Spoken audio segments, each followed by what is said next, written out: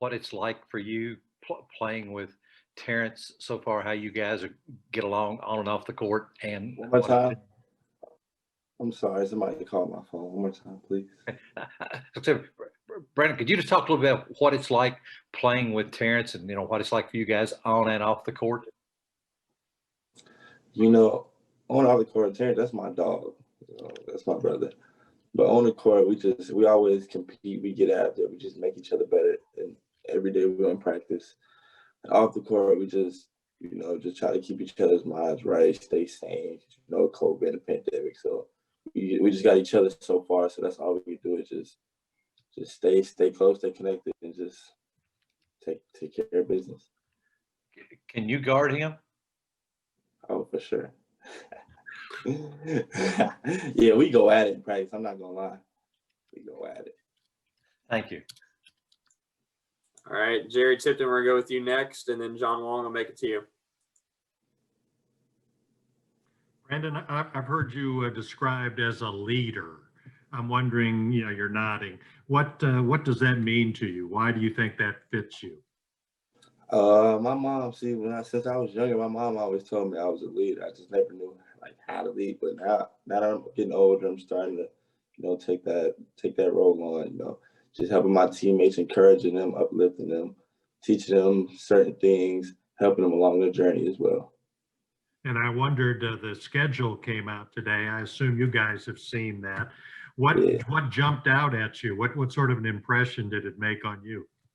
I'm excited. I feel like a dog in a cage. Like I'm just ready to get out and go to war with my guys. All right, John Long, we'll go to you next. And then Kyle Tucker, you'll be after him. Hey, Brandon, we've talked to a lot of your teammates already, and most of them seem to be extremely, extremely confident. You seem like a confident guy. Can you describe what it's like to be on the practice floor every single day with 9 or 10 other guys who think they're maybe as good as you or even better than you? That's the fun thing about this team. Everybody's confident, they compete, and we just get after it every time we're on the court. Nobody takes nothing, so we just go out there and play our hearts out. And that's just the way we play. And I think we're going to have a good year with these guys. So how important do you think is confidence in terms of making a championship run? Is there a difference between confidence and cockiness? Yeah, major difference. I feel like the game is 70% confidence, 30% mental. So I feel like you go out there with the right mindset, right swagger, and right confidence, can't nobody stop you. All right, Kyle Tucker, you're next, and then Aiden Alperstein, you'll be after him. Go ahead, Kyle. Yeah, BJ, I just wondered, I know he hasn't been able to practice lately because of his injury, but I wondered something specific that you can think of that Keon has done or said or given you guys in the way of leadership, or just kind of showing the new guys the ropes. I feel like Keon's great, he brings his leadership and experience to the team. He tells us the things we need to do, helps us out with the plays, helps us out with what we need to do on a day-to-day basis. He's really a big impact on the team. Just as a follow-up to that, I know he was, happy to be sort of a voice as you guys tried to make some social statements. Is he a guy who kind of facilitates and leads some of those conversations that you guys have had as a team? Yeah, for sure. And that comes from experience, being here. But I feel like you can learn a lot from him just having a simple conversation from him. All right, Aiden, you've got next. Go ahead. Hey, BJ. So you played in a lot of big high school games, one to name against Chet Holmgren and Jalen Suggs. How do you think those big games will help you prepare and then eventually have success in the college level? Well, I feel like playing those big games and then big arenas with all those people, I feel like it's helped me tremendously because, in the college level, it's going to be arenas just like that. So I feel like that just helped me prepare and just act like I've been there before when the next time I play. All right, Jerry Tipton, we're going to circle back to you, and then Larry, I'll come to you. Yeah, hi. You were named to the watch list for the Julius Erving small forward. What'd you think of that? I'm blessed to be on that list, but I feel like there's a lot more work that could be done.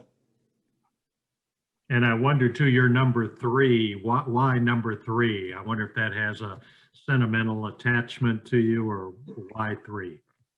Nah, 3. I feel like growing up it was 11, but I feel like 3 was just I had to switch it up. It's just a new beginning, so it's my new number. I really don't even play for a number. I play for the last name on the back of my jersey. All right, Larry, you got next. For UK fans who haven't seen you play, kind of describe what they're going to get to see, and then what do you think is a fair expectation for you this year?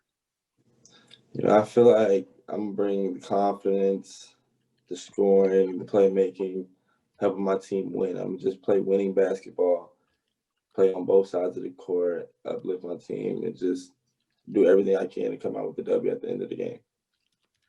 And what do you think is a fair expectation for fans to put on you about what you should be able to do this year? I wouldn't really put expectations on me. I'll just tell them come and watch the game. I put on the show every game. All right, so we're going to go next with Tyler Thompson, and then Jeff Drummond, you'll be next.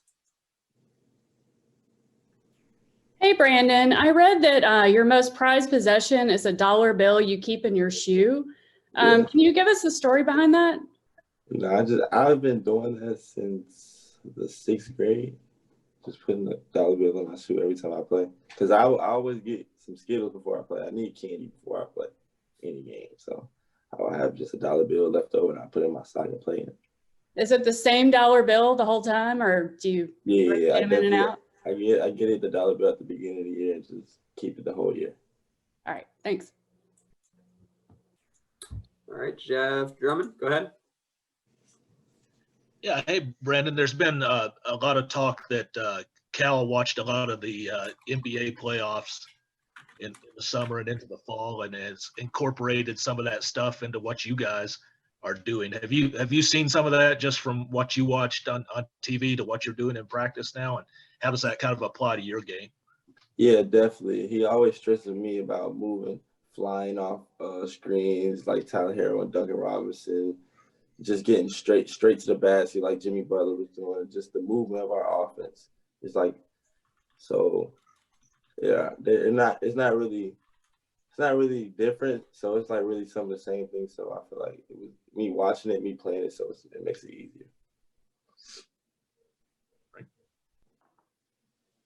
All right, Grant Grubbs, you got next. Hey there, Brandon.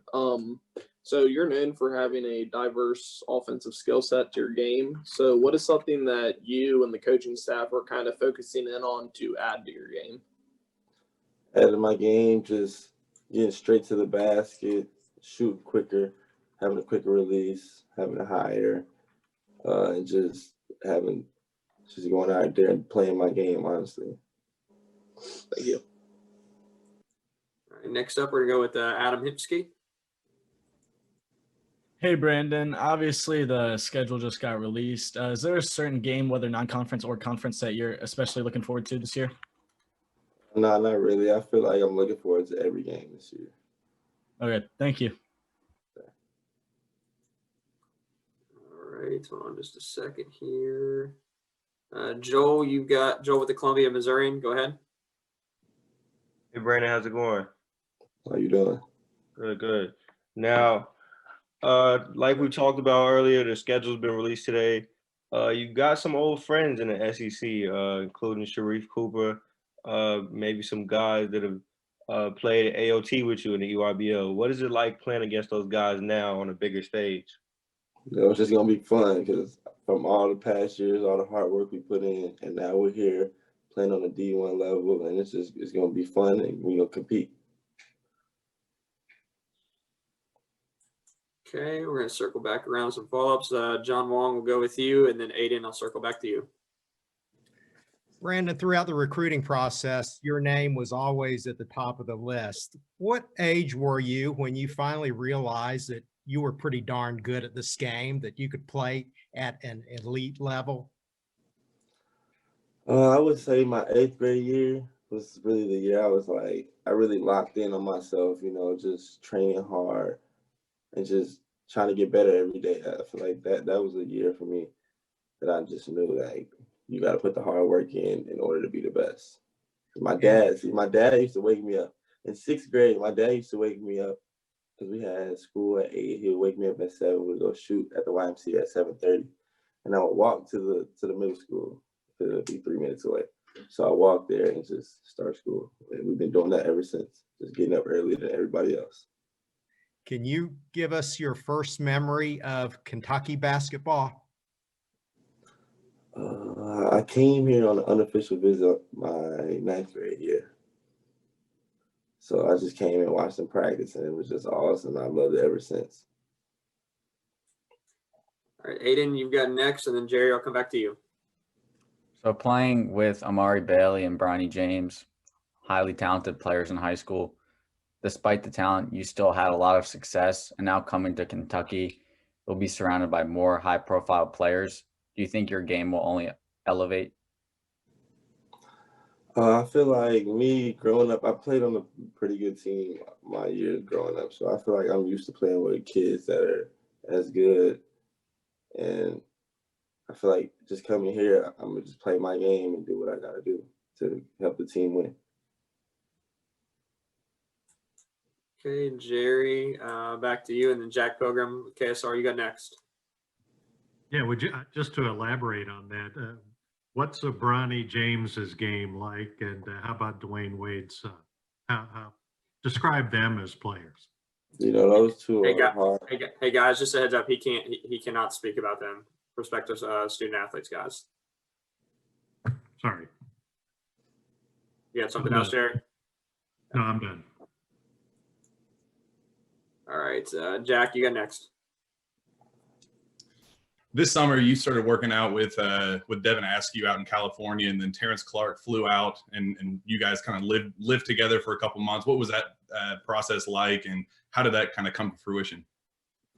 No, it was good just getting early working on my guys. I feel like that's helped us till now. So I would say it was just a good time. You know, we're just getting good work in, competing, and just getting better at focusing on our craft.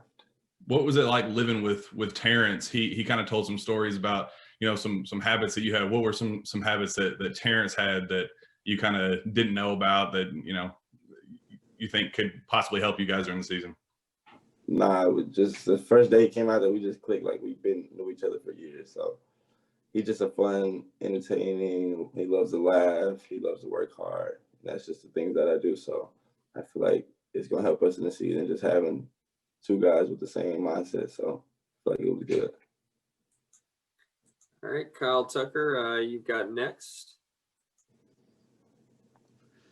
Yeah, we've heard a lot of buzz now, obviously about you and Terrence, but increasingly also about Isaiah Jackson. What has been the most eye-opening thing you've seen him do on a basketball court since you guys have all been together?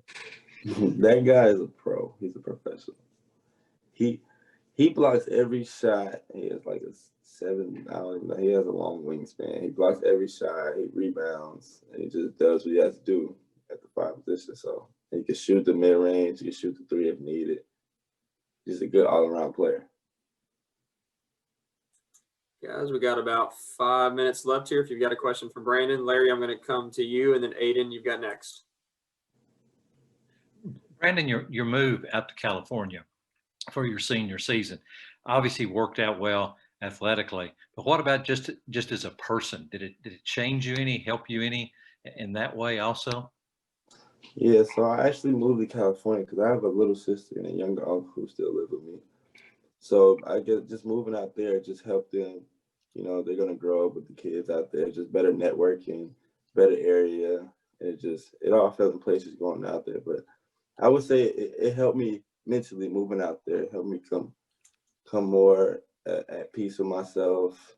You know, I started meditating. I meditate every morning and night, and just helped me just focus on myself, get away from everything that I knew, and it helped me tremendously. Thanks. All right, actually, Aiden has put his hand down, so we'll go. It looks like Jerry, you got another question. Go ahead, Jerry.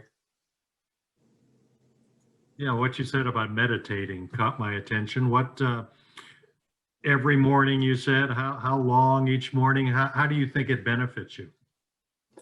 I actually do two type of medicine. I do guided meditations and something called pranic healing. So I feel like that helps me just center my thoughts, you know, just help me, my breathing, just help me relax, stay calm through everything. And it actually helped. Say it again. I'm sorry, go ahead. And yeah, I just been doing that for like a year, and I feel like it's just helped me tremendously in all aspects of life. How'd you get involved with that? My trainer at Sierra King, he actually would play it for us before practice, and I've been hooked ever since.